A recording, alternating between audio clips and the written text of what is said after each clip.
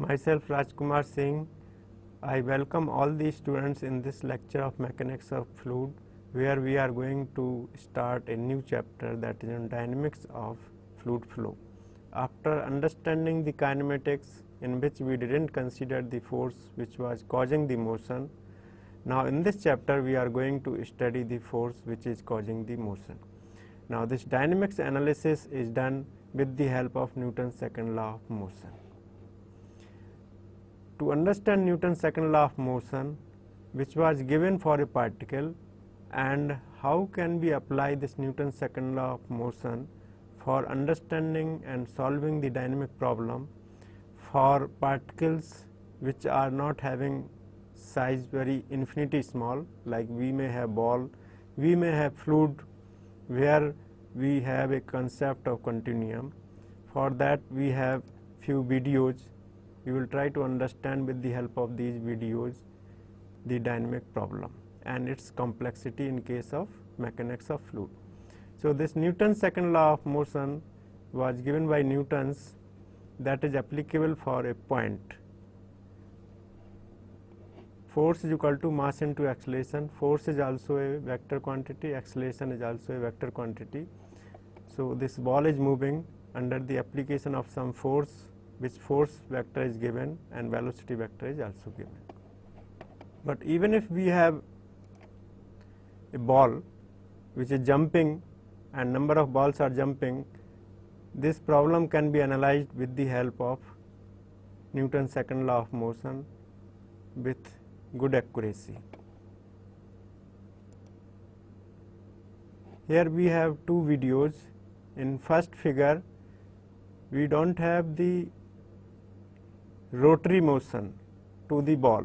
In second case we have a spinning or rotary motion of the ball. What happens when force is applied without spin and with spin? When force is applied without spin, then it takes a straight path. Now if this ball is spinning, in that case lift force and drag force both comes into picture and this ball takes a shape of the trajectory. This can be analyzed with the help of Newton's second law of motion very easily. Now instead of having one particle, if we have large number of particles, then large number of particles interact with each other. Now solution becomes more and more complicated and we require very high level computational facility to solve when number of particle size and number of particles are increasing. Now in this video we have the difference, we can visualize the difference between number of particles moving and fluid is moving. Because fluid is assumed to have continuum, when fluid moves, it means that everywhere we have a distributed mass and these mass parcels moves over each other and they have the interaction with each other. It is not like these particles are having independent motion as such. So in case of fluid, the concept of continuum gives the idea to analyze the fluid flow problem, but it has its own challenges. So we need to modify the Newton's second law of motion suitably.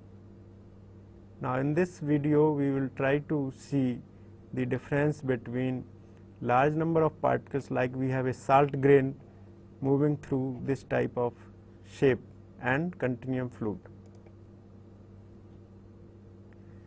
So if we have large number of particles, as in case of the salt and viscous liquid, but viscous liquid flow is different than the salt. So because in case of salt the interaction among the particles are different than the liquid which is having high viscosity. So though it may look similar, they have some similarity, but they have some dissimilarity also. Now this is a momentum equation which is force is equal to mass into acceleration. When it is applied to fluid, then this takes very complex shape. So in this case we have mass per unit volume, this term is density, and then we have this acceleration term which we have already studied, del u over del t plus u dot del u. So, even in a one dimensional flow x direction, this will become u del u over del x plus v del u over del y plus w del u over del z. So, left hand side this is the density and this is the acceleration, and right hand side is the force. So, this is the force due to pressure, means it is called surface force, and this one is called body force. So, on the right hand side we have net forces which are further divided in terms of body force. This is called body force. Body force is the force which is proportional to mass, and surface force is a force which is proportional to area. So, simple Newton's second law of motion for a particle is force is equal to mass into acceleration, but in case of fluid, even if we consider a ideal fluid, this is for ideal fluid, we have these many terms 1, 2, 3, 4, right. But if we have a real fluid flowing, then it is much more complicated.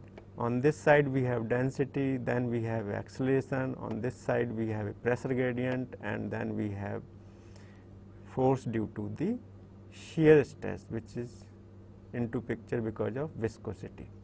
This is called basically Navier-Stokes equation, but which is derived with the help of the Newton's second law of motion, right.